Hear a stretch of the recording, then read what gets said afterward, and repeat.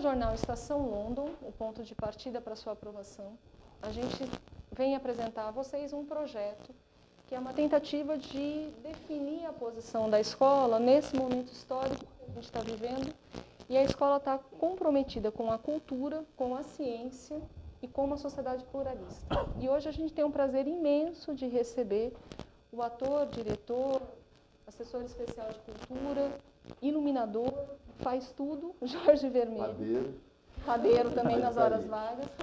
Jorge, pai do Kaique, fundamentalmente. Jorge Vermelho, ele é assessor especial de cultura, é um dos grandes organizadores do FIT de Rio Preto, idealizador do FIT de Rio Preto e é também um dos grandes idealizadores do Janeiro Brasileiro da Comédia.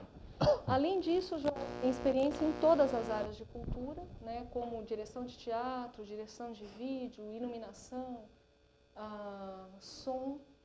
E é um dos caras que pensam a cultura em Rio Preto e é exatamente sobre isso que a gente vai falar, né? Como que a cultura pode ser usada, né, como subterfúgio para que a gente possa evadir de um mundo que está mais complicado e criar uma realidade paralela e, ao mesmo tempo, ser uma espécie de semente da sociedade que a gente quer formar, né? Com a palavra, meu amigo André, o Rafael, o Jorge, minha querida amiga Bia, e o Pedrinho que está escondido lá atrás, mas está aqui, viu, gente? Porque o idealizador do Colégio Londres, ele finge que não existe, tá? Podemos começar. Toda vez que a gente tem tempos transtornados assim, geralmente o povo vai para a arte, né? Buscar arte. Então, como você acha que a arte pode criar resistência em tempo de autoritarismo, conflitos, assim? Eu acho que, particularmente, ela existe pautada nessa questão, porque eu acho que ela se impõe principalmente pela questão da liberdade, né? Eu acho que ela prima pelo pensamento da liberdade, a liberdade em todos os sentidos. De que maneira que você se expressa, né? Por que você hoje veio com essa calça rasgada, Bia? Porque eu quis. Que ótimo. Minha forma de expressão. Exatamente isso. Porque você quis. E desse jeito você quis expressar alguma coisa. Então, essa é a sua liberdade de pensamento. E isso faz parte da sua composição como pessoa. Então, isso é um elemento cultural muito forte, né? Então, nós estamos, particularmente nesse país, vivendo um momento nada fácil, né? Com duas doenças grandes aí pela frente. E, de uma certa forma, nós também temos um histórico desse país não ter a arte e a cultura como prioridade, né? Isto é histórico e isso, de uma certa forma, mostra também o povo que a gente é. Isso é verdade. Eu estava andando na rua esses dias e eu vi um moço que era artista plástico. Ele estava com uns quadros, um monte de coisa assim linda, e ele estava morando na rua. E ele pediu ajuda e tal, porque ele falou que em tempo de pandemia está bem complicado para ele, né? Em tempo de não pandemia já é muito difícil, né? Haja vista vários coletivos que fecharam por falta de total apoio, tanto do Estado como um olhar mais primoroso, até do empresariado mesmo, para a arte e para a cultura. E isso vai na contramão da evolução da sociedade. Se a gente pensar que a gente está dentro de uma sociedade capitalista, o que não te dá um retorno palpável imediato, não te serve. E como a arte, ela, de uma certa forma, ela trabalha com a subjetividade, né? Ela não trabalha com dados tão concretos e que atendam a um mercado, a um pensamento empresarial, ela então não é tida como essencial, né? O que para mim é uma aberração, porque o que nos constitui é a cultura, o que nos diferencia como humanos é a cultura, né? A cultura é que estabelece todos os traços, né, de um povo. Então, quando a Dani me apresentou e falou assim, eu penso bastante a cultura na cidade, penso e luto também para a colaboração da constituição dessa nossa identidade aqui. Porque também não é fácil o que nós vivemos no Brasil e vivemos numa cidade do interior que tem um pensamento bastante conservador, com relação, inclusive, ao emprego da cultura e da arte na vida das pessoas. Que é o oposto da arte um pouco, né? Exatamente. Então, eu sou o coordenador do FIT, que é um festival internacional de teatro que promove na cidade uma ruptura. Por quê? Nós vivemos numa cidade que tem um olhar conservador, e quando vem um festival como o FIT, que propõe uma cena contemporânea, e quando você propõe uma cena contemporânea, ela tem que atacar pontos que muitas vezes não são bem recebidos por uma sociedade conservadora, ele acaba criando uma fissura na cidade. Mas essas fissuras que a arte promove, elas são mais do que necessárias, porque é justamente essas fissuras que tiram a gente do lugar de conforto. Com certeza. Que tiram a gente do não pensamento, que tiram a gente do conformismo. Né? E ela vem, a arte, a cultura, não para trazer nenhuma resposta, não é a função. Ela vem justamente para encher de perguntas e não fechar nenhum pensamento. Ao contrário, ela aparece, faz um monte de perguntas, cria um caos no pensamento, na vida de todo mundo, que é justamente para abrir possibilidades de interpretação. Porque as recepções, elas são muito diferentes. Se a gente falar de um determinado assunto aqui, Pedro vai receber de um jeito. A recepção dele é uma. A dele é outra, a dele é outra, a minha é outra, a dele é outra, a dele é outra e a sua é outra. Porque nisso influencia, tem influência de muitas coisas, inclusive da sua idade. A sua idade é uma, a idade dele é outra e a minha é outra. Então, as recepções que a gente tem em relação a essas questões que falam diretamente a nós, a nossa identidade, elas são fundamentais para que a gente crie o nosso senso crítico diante da vida.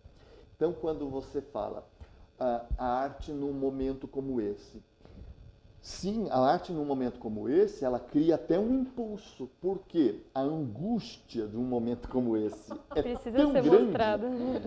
e a arte fala da angústia humana, né? A arte fala exatamente dessa angústia. Estão todos aí os mitos, né? Os mitos, se a gente beber em todos os mitos, se a gente pensar em todas essas metáforas, fala da angústia do homem, né? A arte e a cultura, ela discute o ser. Então, por isso que ela se perpetua como um pensamento de construção do homem diante do próprio homem. E isso é angustiante. A gente pensar na gente é muito angustiante. Né? A gente foge, inclusive, disso. Eu ia falar isso, assim, no vestibular a gente não quer mais aquele aluno metódico que decora, né? Porque isso a tecnologia já faz pra gente. O que eles querem é, tipo, um criativo, que inova, que é o que a arte faz, né? Claro. Como a arte é, tipo, uma forma de expressão de sentimento, entendendo o sentimento da arte, você consegue refletir isso e se entender também. E aí a palavra entender, que aí tem muito a ver com educação também isso, né? A palavra entender, ela passa por um outro filtro. O que é entender? Né? Porque o entender não é só um entender aqui no cognitivo, não é só você ter respostas concretas que vão responder a alguém e pronto. Né? Mas você entende com o corpo também. Você entende com o seu sentimento. Uma determinada informação chega no seu corpo e aí vai criar memórias nesse seu corpo de maneiras muito distintas. Então, o entender, ele passa por uma percepção muito mais ampla do que você pegar aquela informação e transformar ela em algo que você vai registrar de uma forma cognitiva e aquilo, pronto, está fixado. Não.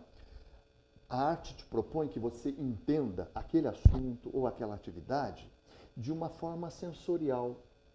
A afetividade é outra. Por quê?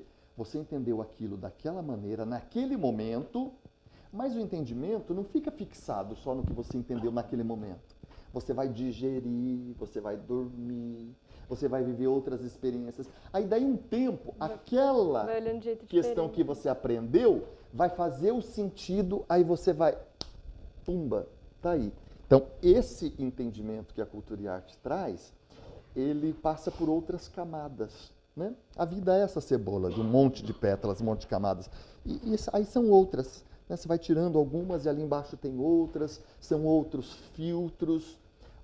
Por isso que você citou uma palavra que é fundamental. Como que eu acesso a minha sensibilidade para o mundo? Para o mundo. É sensibilidade em todos os sentidos. Não é só a sensibilidade para a arte. É a sensibilidade para o outro, inclusive. Né? E a gente vive numa cultura que pouco se aceita o outro. Pouco ou quase nada de aceitar a diferença. Né? Então, essa percepção de aprender, ela é o que você consegue registrar no seu eu. De que maneira que você consegue registrar? Por isso, quando a gente pensa que uma avaliação ela deve ser única, né, a gente está cometendo um crime, no sentido de que, quando você vai avaliar um determinado conhecimento aplicado a pessoas, se a gente não levar em conta os registros culturais que aquela pessoa tem, inclusive, a gente não consegue, né, fazer com que aquela pessoa faça parte desse processo. Então, era exatamente o que eu ia perguntar, que tipo, Que bom. a gente tem a polícia que mais mata e mais morre, que não aceita a comunidade LGBT. Então, você acha que a arte, ela fracassou no seu papel desse projeto civilizatório, assim, ou ainda tem uma esperança? Ai, pergunta dela, gente. A Dani me ajudou também. Eu não sei te responder isso. É muito forte isso que você pergunta aqui agora. Faz tempo também que a arte parece que no Brasil, né, não está cumprindo seu papel, assim. Eu acho que nós fracassamos. Com certeza. A parte de humanas pode ter fracassado? Oi? Acho que o Humanidades? projeto da modernidade fracassou. Se a gente pensar em termos filosóficos, da construção dos primeiros grandes modelos estéticos do homem, desde o século XVIII, na Alemanha do Lessing, do Schiller, de todo aquele círculo de dramaturgos, filósofos que pensavam a possibilidade, a partir da obra do Kant, principalmente, da crítica do juízo, e das obras do Lessing, do Schiller, pensando na educação estética do homem, havia uma ideia de construção do homem integral, do homem pleno, que é aí que você disse que eu achei muito legal, não só do aprender como forma lógica, como forma técnica, como forma racional, mas a compreensão do homem também como um ser metafísico, que ultrapassa suas necessidades meramente racionais cognitivas e que é um ser que está aberto para suas tensões internas, emocionais, pulsionais. E esse projeto, ele tinha, né, no teatro a possibilidade de construção moral do homem, construção trágica do homem, né, tanto no romantismo como no idealismo. E as grandes revoluções, acho que liberais do século XIX, e mesmo sociais do século XIX e XX, elas não contemplaram a arte como um homem integral, mas sim contemplaram a visão que o Nietzsche, que eu gosto bastante na sua interpretação, fala dos filisteus da cultura, a arte utilitarista, a arte como forma apenas de expressão de um aspecto particular do homem, sobretudo motivado pelos interesses de mercado, pelos interesses da indústria cultural, né, como os frankfurtianos vão depois abordar, e mais para atender os fins ou do Estado, aí do Estado autoritário. No Nietzsche mesmo existe um momento ali que ele rompe com a sua visão estética, que ele acreditava que o Estado alemão, em 1870, depois da guerra com os franceses, né, o nascimento do Estado alemão, seria a possibilidade do renascimento da cultura trágica na modernidade. Ele via no Wagner, o grande dramaturgo, na ópera wagneriana, o drama wagneriano, a construção desse homem trágico, que na verdade fracassa, porque o interesse do Estado não é o homem trágico, o interesse do Estado é o homem burguês, é o filisteu da cultura. Trabalhador. Né? É o trabalhador, é o homem técnico. E aí eu acho que a modernidade fracassa nisto, né? Que não é uma questão só do momento político que nós vivemos, não é uma questão só do Estado brasileiro, é uma questão da modernidade mesmo, dessa sociedade de consumo. Mas tem espaço para a gente? Eu acho que essa seria uma discussão interessante. Por exemplo, a gente fracassou, mas tem um espaço para construir alguma coisa melhor ou a gente... Então, quando se pensa, eu entendo isso que você fala, e trataram, né, de uma forma compactada, né, compartimentada, né, em gavetas, né, e se a gente, justamente porque me parece que a necessidade de abrir essas gavetas, você vai encontrar as respostas que você precisa para aquele momento, né, então você vai rotulando, e de uma certa forma, quando a gente pensa o aculturamento como um todo, para pensar esse ser completo, todas essas portas têm que ser escancaradas, porque senão a gente não chega. Aí Dani coloca diante deste... porque este fracasso também é a construção do contemporâneo, né? De uma certa forma, quando é por ele também que se dá o momento da construção atual, porque diante dele é que a gente encontra subsídios e elementos para essa construção. Eu não sei se a gente encontraria talvez material numa outra situação, né? Mas ela se estabelece dessa forma. Agora, pensando nas questões estruturantes disso, aí eu acredito que, pelo que eu vivo no meu dia a dia, tanto na esfera de artista, mas como na esfera de gestão também, não há perspectiva nesse sentido, né? Nesse sentido estruturante para esse salto e para essa criação, né? Historicamente não se há. E não consigo vislumbrar, né, que se estruture para que isso aconteça enquanto uma ordem de Estado. Então, eu acredito que o humano ele vai se auxiliando de outras maneiras e encontrando outras formas de apoio, né? E de percepção do outro. Então, o que eu acredito que a gente deva caminhar em muito breve é um verdadeiro encontro deste ser com o seu outro, com os seus pares. Eu acho que essas associações desses pares é que, na verdade, será o grande poderio, né, daqui para frente. Porque dali, no institucional a gente não pode esperar mais nada. Né? Sabe que tem um autor atual, um alemão, que eu estou lendo um pouco, o Peter Sloterdijk.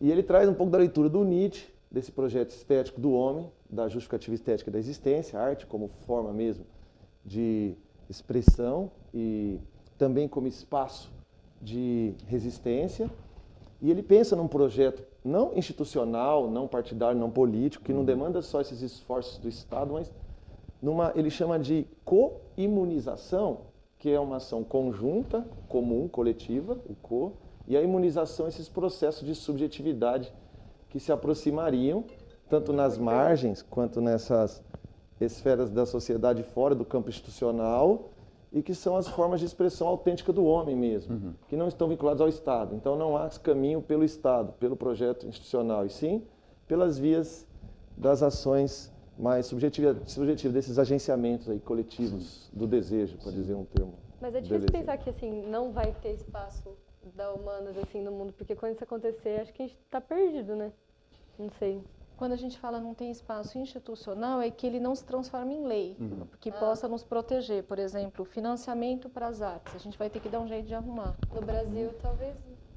No Brasil, eu espero que a gente consiga, até pela educação, né? A gente pode conseguir isso, porque investir nessa construção do humano, ele, por incrível que pareça, é um bom negócio para o sistema capitalista, né? Ser humano inteligente, mais criativo, dá mais lucro.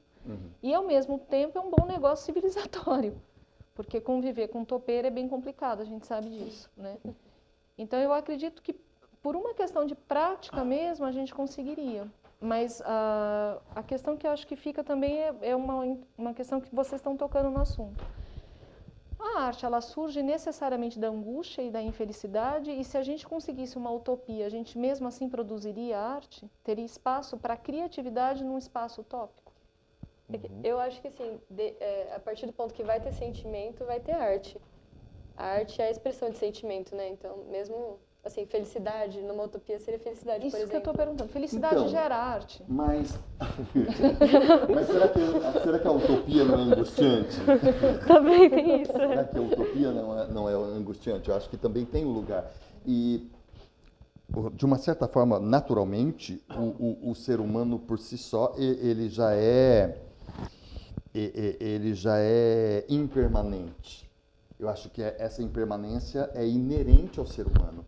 Então, vamos pensar que em algum momento o ser humano atinge essa linha da utopia, mas a impermanência da constituição dele vai chegar, né? num momento que não entende mais aquilo como utopia, e aí necessita de transplantar esta utopia. Então, a inquietude e a impermanência, eu acho que é um grande motor e combustível para expressão. De que forma que eu vou expressar? E outra, essa inquietude, essa permanência é o que a gente mais tem agora, né? Nesse mundo líquido, assim. Tanta informação que a gente está tendo, o que a gente mais precisa é, tipo, parar e observar, assim, a arte, se observar. Sim. É uma coisa que é precisa. Porque, na verdade, o humano ele está sempre em busca dele mesmo o tempo inteiro. Ele está numa busca eterna dele mesmo. E, para isso, ele vai fazer 1001 perguntas, tentando encontrar respostas. Então, essa inquietude, essa angústia, essa impermanência é o que vai fazer com que ele se mova em direção a algo, né? E quando ele, dentro do ambiente da arte, se expressa na arte, ele justamente vai conseguir depositar nessa expressão todos os traços dessa angústia e dessa impermanência. Então, eu não vejo a existência de uma possível, né, utopia em conclusão. Curioso, né? Vocês estão falando da questão da angústia, e o Sartre, quando ele vai escrever, né, sobre a Alemanha ou sobre Paris ocupada, ele fala que a França nunca teve mais liberdade de quando ela estava ocupada pelos nazistas. E nessa época, houve um mal-entendido, né, pela questão do Sartre, mas o que ele falou? Que o elemento angustiante que o Camus vai colocar lá na Peste, né, que ele e a Simone vão escrever, essa angústia fez com que, por exemplo, a literatura francesa ali com o existencialismo desse um salto, né? Então, o elemento da angústia ela é necessária para se pensar. Eu acho que nós nunca vamos ter uma utopia, né, porque a utopia ela significa o final da angústia e o homem ele vai ser eternamente angustiado. É isso. A nossa angústia, nós vamos trocando as angústias. Por quê? Porque no final o que a gente quer é ter contato com nós mesmos. O próprio nome, né? Utopia. Não vai utopia. ser real. Então, eu acho que a questão da arte, ela necessariamente ela passa por essa angústia. É interessante o teatro. O teatro nisso, a Escola de Frankfurt trabalha, né? E o teatro, ele é uma das artes mais únicas possíveis, porque ali o ator, ele faz a questão da angústia. Não tem como ser uma coisa gravada, como é na televisão, como é em outros lugares. No teatro, não, né? No teatro, você tem aquela expressão original, sem erro, com erro, e aí a improvisação. E a angústia está ali. A angústia, dá para ver a angústia do ator. É muito interessante quando, o senhor citou aí o FIT, né? É muito interessante quando eu acompanhava o FIT lá atrás, né? Quando eu tinha uns 15 anos e tal. Era muito interessante porque você olhava para os atores ali a expressão máxima da arte. Nesse sentido, eu acho que mesmo se o Estado em si não contemplar a arte ela vai existir sempre. Porque a expressão do ator é a nossa própria expressão. Sim. O Jung, ele trabalha isso muito bem, né? Então, eu acho que nesse sentido o Sartre, a Beauvoir, o Camus, eles apontam esse sentimento de angústia relacionado com a arte. A gente pega o Picasso, todos eles eram muito angustiados, né? Todos nós somos angustiados, muito angustiados, né? Então, Às vezes a diferença é que a gente não está conseguindo tanto transformar isso em arte, não sei, quanto antes, sabe? Tá só mais se angustiando mais e mais. Mas por isso que tem muita depressão. Que aí coisas, depende das ferramentas que se aposta, né, para É isso. isso que eu ia perguntar. A criatividade, Jorge, transformar a angústia em arte, ela é possível? A educação Qualquer para a um criatividade, transformar a angústia em arte. Eu acho que ela é um elemento muito possível, né? Você consegue ensinar? Não. Ah, Isso não, isso você não consegue Essa é uma discussão ensinar. da hora. Não, o que ele disse é muito interessante. Por quê? O teatro é uma expressão que ela é totalizadora nesse sentido, né? Porque, primeiro, que ela é a arte da presença. E existe no teatro, na relação entre o ator e o espectador, existe um tratado, vamos pensar assim, um tratado de que aquilo é irrecuperável. Então, o ator, na condução do seu trabalho, da sua personagem, ele sempre vai tratar o trabalho dele como irrecuperável, como último dia da vida dele. Bonito. É isso na nossa... na verdade, é quando a gente fala que a gente bebe a água do teatro e nunca mais sai, é isso. A gente trata, quando a gente entra em cena, é abismo vertical. Porque é isso, não é gravado.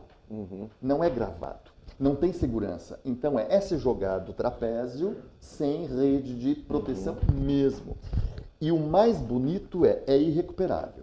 Ou seja, hoje é dia 24 de maio de 2021. A gente pode até marcar de novo essa entrevista. Ele está sentado lá com aquela roupa, vocês com essa roupa, com essa máscara, ele aqui, ele esticando a perna, aqui ela com a calça rasgada, eu aqui com a minha perna dobrada, ele com a mão no bolso. Mas este momento aqui que a gente está acabando de viver, ele é irrecuperável. E no teatro, o que motiva a expressividade é justamente isso. Ele sabe que aquele encontro com aquela plateia nunca mais vai ocorrer. Pode ser a 100ª apresentação do espetáculo. Mas essa percepção do irrecuperável, da irrepetibilidade, olha a palavra, né? Da irrepetibilidade, é o que faz ele na beira do precipício o tempo todo. Então, isso traz uma plenitude, seja a angústia, seja ao que for, traz uma plenitude que aí cria sentido. E aí, quando tudo passa, aí vem a náusea do Nietzsche. Que é necessária, porque senão ele enlouqueceria. Exato. Mas De uma você- definição que eu ouvi do Hilke, que você citou agora, e vocês estão falando desse tema, do homem como um ser que se doa externamente sem restituição possível.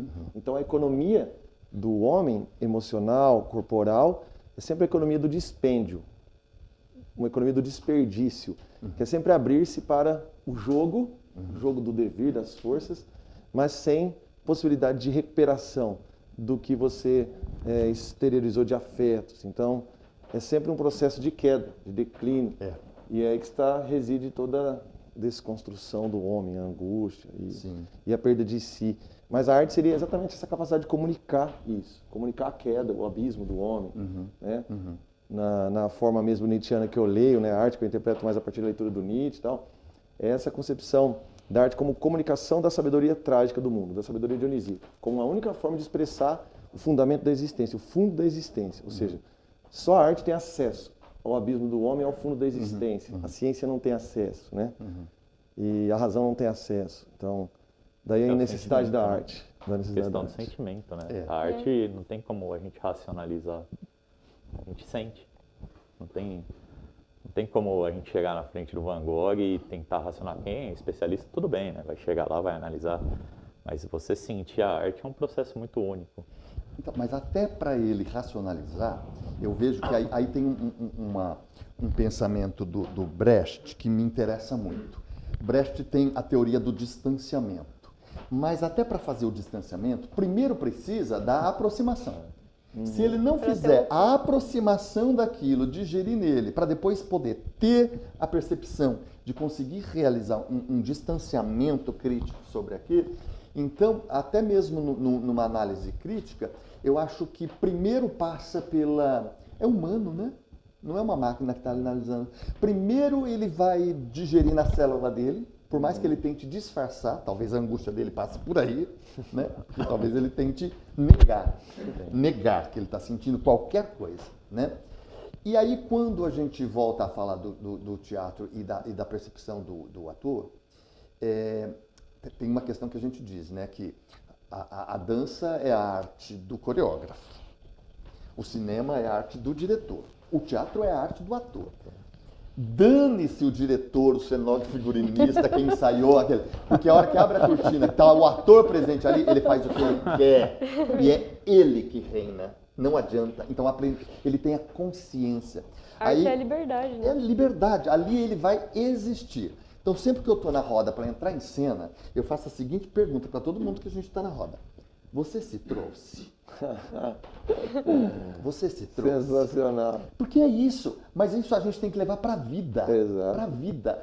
Eu vou, sei lá, eu vou para uma reunião, eu vou para o meu trabalho, eu vim aqui para hoje, para esse bate-papo, eu me trouxe, né?